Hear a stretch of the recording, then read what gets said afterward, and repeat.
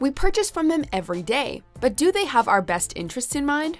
Welcome to WatchMojo, and today we're counting down our picks for the top 10 insane ways companies screw you over. Why are more young adults drawn to socialism? Can billionaires be trusted to fix capitalism? I think that the wealth gap and the opportunity gap is the biggest issue of our time. Can entrepreneurs level the playing field? Be sure to check out Fox and the Henhouse, a brand new documentary streaming in full on Context TV. Find the link below. For this list, we're focusing on specific actions taken by companies or events in which they royally screwed over some of their very loyal customers. Number 10. False advertising. Volkswagen. Well, maybe if they didn't stretch the truth, they wouldn't sell as many. False advertising is honestly just a thing in the business world. From fast food commercials that look too good to be true, to infinity stones that feel like repurposed decorative Easter eggs, companies don't always deliver the product they've promised. German carmaker Volkswagen sped right for that finish line in 2015 when they equipped their US diesel models with software that could cheat tests by adjusting the car's performance while being monitored.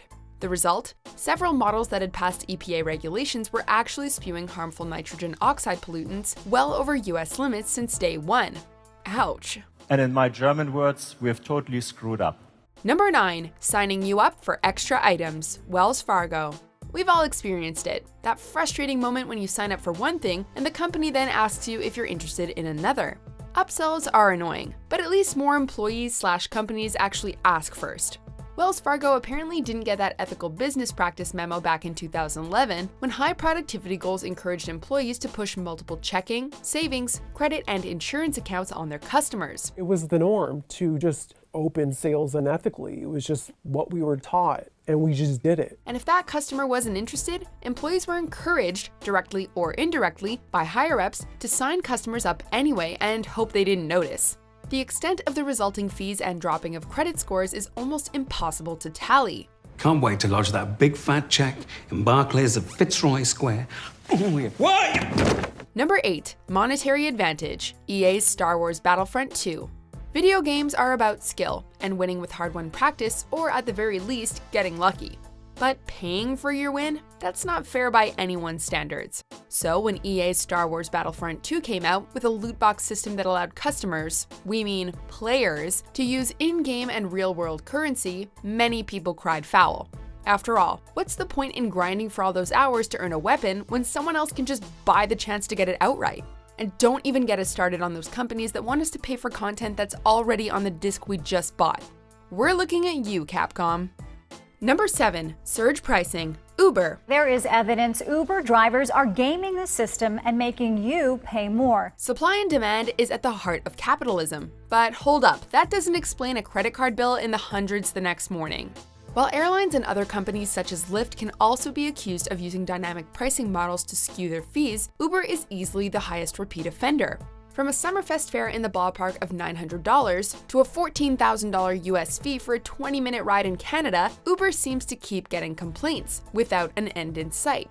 A business model based on supply and demand is all well and good, but only if it operates within a reasonable threshold. Maybe keep a taxi number handy. We usually just Uber, but sometimes— Shh, Oliver, we don't talk about Uber down here. Number 6. Uncomfortably Small. American Airlines.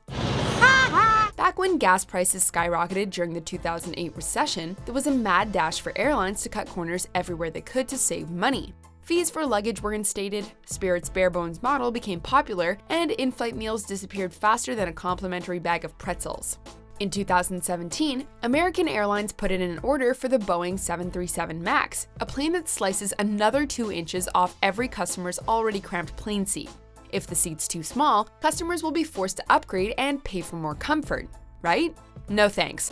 It's time to switch carriers or get back in the car for a road trip instead. Number 5. Search engine lies. Google. What did Google say? Just a bunch of weird videos of moms in bed. Oh God, okay. All right, that's enough. Every day we trust search engines to find the answers we need, but they might not be as reliable as they once were. In the early 2010s, Google launched sponsored or paid results, which basically allowed for businesses to pay for their search mentions to appear at the top of the list. But if it starts to jeopardize the making of my advert... I gotta be honest with you, Flipjack. I hate everything about your advert. Little more than disguised text ads, these promoted results take advantage of people's tendency to only read the first few choices, when the best or correct answer can sometimes be lower, if not on the next page, and will likely get completely missed by the exact people searching it. These ads are labeled, but subtly. Number 4, the slowdown. Apple.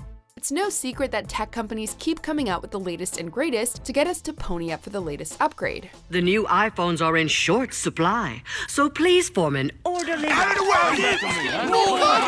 However, when reports of older model iPhones slowing down started popping up online and causing a stir, social media lit up.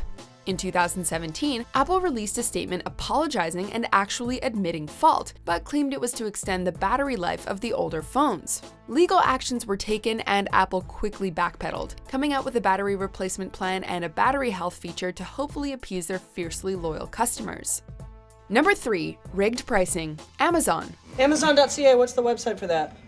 Amazon.ca. From new warehouses to drone delivery and the possibility of having packages placed in your car while you're at work or the gym, Amazon is constantly expanding in ways that prove they're not going anywhere anytime soon.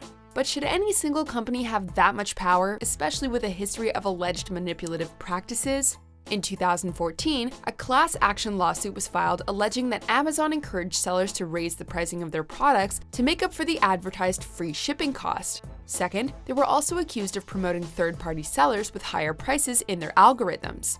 Best to start double-checking those prices before purchasing. If I say yes, will you sign for your damn package? Number 2, medication pricing. Touring pharmaceuticals.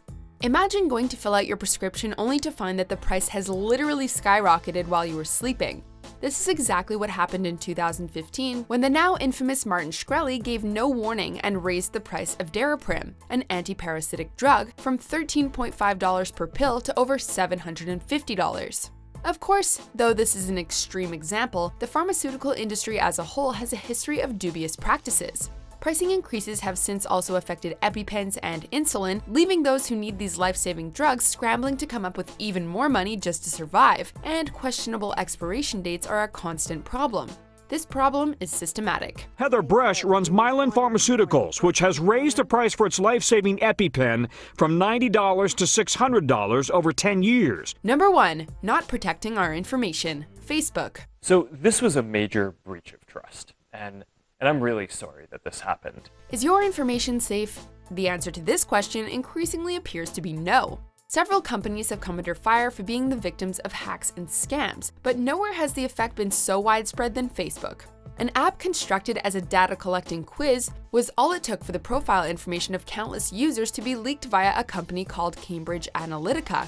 At first glance, this doesn't seem nearly as bad as the 2017 Equifax hack, but when you consider that there's a case to be made that Facebook information affected the outcomes of Brexit and the 2016 US elections, the scope becomes staggering, to say the least. It's time for me to take stock a little bit and look at actually the sorts of information I'm sharing and where I'm sharing it.